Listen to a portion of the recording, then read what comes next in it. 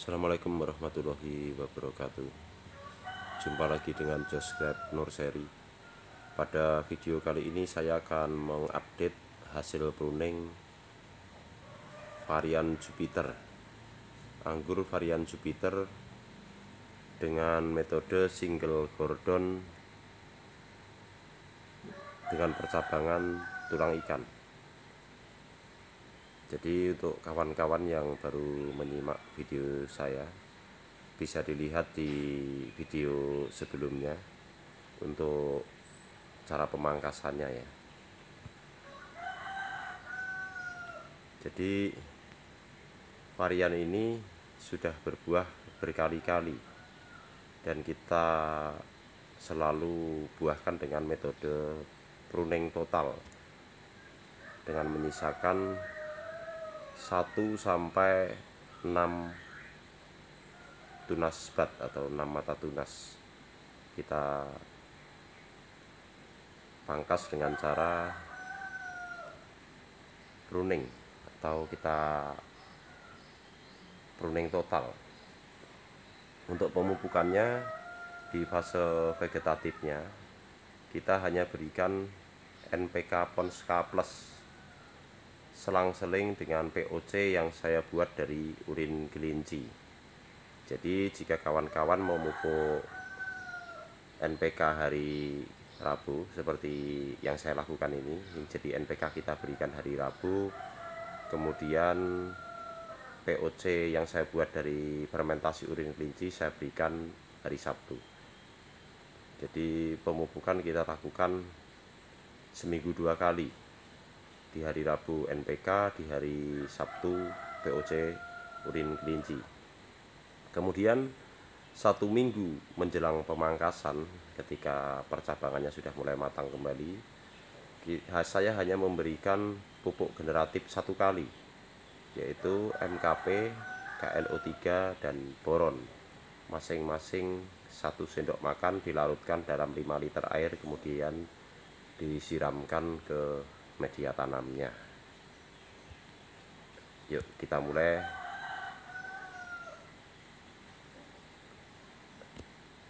Melihat hasil pruningnya, apakah membawa klaster bunga atau belum. Jadi kita urut dari percabangan yang di sini sudah mulai membawa klaster bunga, sudah terlihat ya. Kemudian yang di sini ini pemangkasan di 3 mata tunas, terlihat ya. 1, 2, 3 membawa 2 klaster bunga. Ini di 6, ini klaster bunganya. Kemudian ini di 2, belum terlalu bagus bunganya untuk cabang yang ini. Kemudian ini di 2 juga sudah terlihat klaster bunganya. Kemudian ini juga sudah terlihat, ini sama. Jadi rata-rata sudah membawa klaster bunga seperti ini, terlihat sama, terlihat ya. Ini pun sama.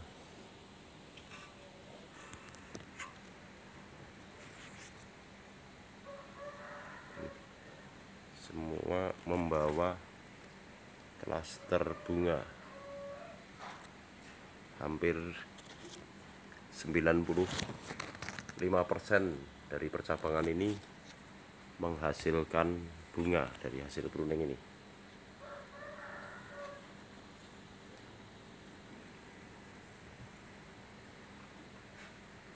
Terlihat bunga-bunganya. Jadi untuk di fase seperti ini kita hanya memberikan pupuk KNO3. Jadi ketika fase parot seperti ini, atau teman-teman menyebutnya brokoli seperti ini ya, kita hanya berikan pupuk KNO3 1 sendok makan dilarutkan ke dalam 2 liter air, kemudian kita siramkan ke bawah pohonnya, itu media tanamnya. Jadi untuk membuahkan varian ini, saya hanya ini yang saya lakukan ke pohon ini ya. Saya setelah buah ini kita panen, kita kembalikan fasenya ke vegetatif dengan memberikan pupuk NPK Ponska dan POC dari urin kelinci. Setelah percabangannya cukup baik, udah matang atau siap untuk dilakukan pemangkasan selanjutnya, saya berikan pupuk generatif MKP, KNO3 dan boron 1 sendok makan per 5 liter air 1 kali atau 1 minggu sebelum pemangkasan dilakukan. Nah, setelah tumbuh seperti ini, pemangkasan sudah berjalan kurang lebih 15 hari, maka dia akan seprut. Dan di fase itu kita hanya berikan pupuk KNO3 seperti ini kan. Ini pemupukan yang saat ini saya lakukan adalah KNO3 1 sendok makan per 2 liter air 1 kali juga. Selanjutnya kita kembalikan lagi ke NPK dan POC supaya tanaman ini kembali subur kembali.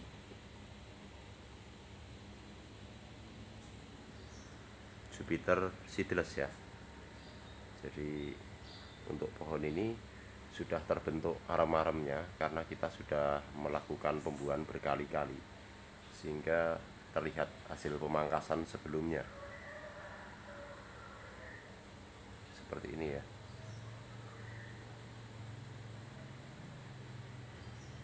Jadi metode pruning ini kita dapat mengatur percabangan pembuahannya sehingga buah tidak jauh dari pohonnya atau tetap di sekitar sini saja. Jadi dari pembuahan yang kita lakukan ini sampai ke pembuahan berikutnya tetap ada di sekitar sini karena kita selalu melakukan pemangkasan 1 sampai 6 mata tunas untuk varian Jupiter. Jadi kelebihan metode ini tidak makan terlalu banyak space atau ruang, sehingga jika memiliki varian yang cukup banyak dan tempatnya terbatas, maka metode pruning ini sangat tepat sehingga tempatnya bisa diatur sedemikian rupa sehingga tidak terlalu kemana-mana percabangannya. Berbeda dengan yang di sini. Ini juga varian Jupiter. Jadi di varian ini kita membuahkan terus-menerus sehingga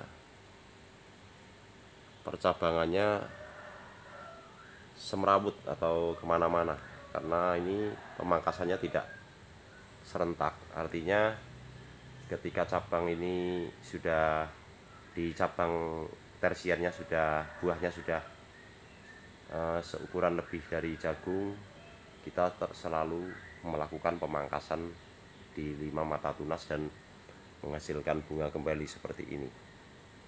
Ini ya. Jadi untuk yang di sini kita tidak pernah istirahatkan. Jadi selalu ada buah di pohon ini. Kelemahan dari metode ini atau pembuahan terus-menerus ini terlalu banyak makan ruang. Jadi harus punya tempat yang cukup luas sehingga pembuahan bisa dilakukan terus-menerus. Ini ada yang sudah mulai matang itu. Untuk Jupiter ini cukup besar juga buah-buahnya, dan ini tanpa biji. ada yang baru Verizon seperti itu, ada juga yang sudah cukup besar berinya, dan ada yang sedang bermunculan bunga-bunganya itu terlihat semua. Ini dari cabang ini ya, jadi ini dari cabang ini berurutan. Ini Verizon ya, ini kita urut dari cabang ini ke sini, kita pangkas lagi keluar buah, terus kita pangkas lagi di ujung keluar bunga lagi. Tuh, terlihat ya,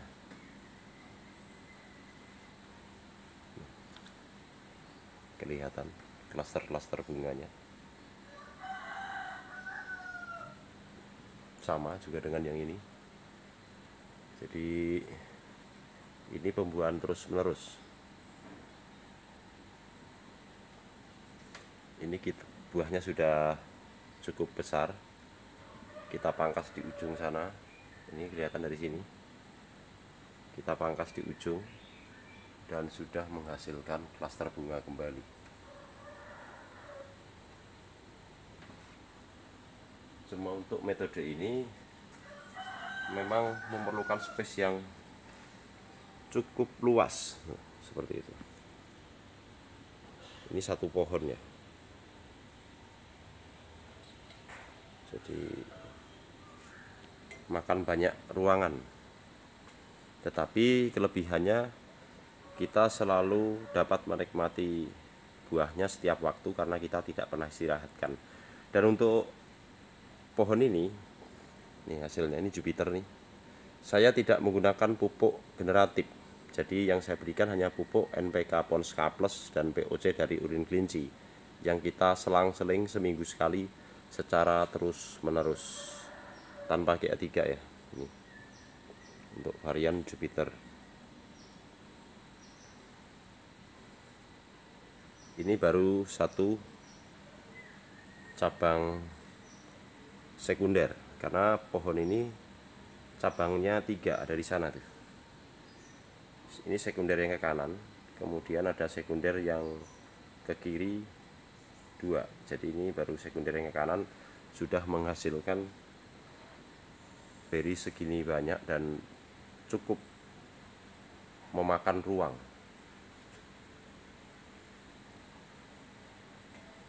Tanpa GA3.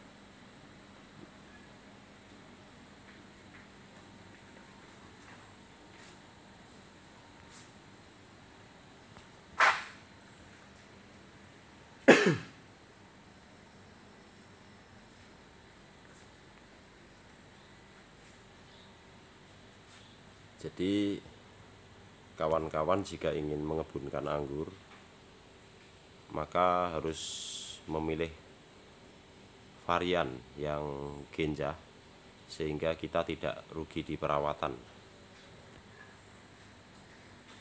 Sebenarnya kalau untuk skala kebun kita tidak perlu terlalu banyak varian, tetapi kebanyakan varian yang sulit untuk dibuahkan, bahkan sulit untuk beradaptasi. Jadi kita harus memilih varian dulu sebelum kita menanamnya. Jadi varian-varian yang kita pilih adalah varian-varian yang mudah dibuahkan. Jadi varian genjah. Genjah itu mudah dibuahkan, bahkan ketika di usia muda saja mudah untuk dibuahkan. Kemudian yang kedua, mudah dalam perawatannya. Jadi nanti yang terjadi tidak terlalu banyak pohon atau banyak varian di kebun kita, tetapi tidak ada buahnya. Tapi yang kita inginkan variannya tidak banyak, tetapi buahnya yang banyak, sehingga nanti kita tidak rugi di perawatannya. Karena perawatan untuk varian anggur ini, baik itu yang mudah berbuah atau genjah maupun yang tidak, maka memerlukan biaya yang sama setiap pohonnya. Jadi kalau kita sudah berlakukan pupuk, sudah aplikasikan pupuk vegetatif, kemudian generatif, sampai 4 kali, itu yang sering teman-teman lakukan, kemudian dipangkas zong, maka kita rugi. Karena itulah penting bagi kita sebelum menanam anggur, khususnya rekan-rekan pemula, pilihlah varian-varian yang genjah, yang mudah dibuahkan, mudah beradaptasi, dan pembuahannya dari musim ke musim minimal stabil, yang kita harapkan terus meningkat. Jadi jangan tergiur dengan gambar-gambar yang bisa kita lihat di beberapa ini ya, yang ditawarkan oleh para penjual bibit, yang menawarkan gambar-gambar yang cukup bagus dan menarik, tetapi ketika kita tanam sulit untuk dibuahkan. Sekian dulu, semoga video ini bermanfaat, menambah semangat dan menginspirasi kawan-kawan untuk menanam anggur di sekitar rumah kita. Wassalamualaikum warahmatullahi wabarakatuh.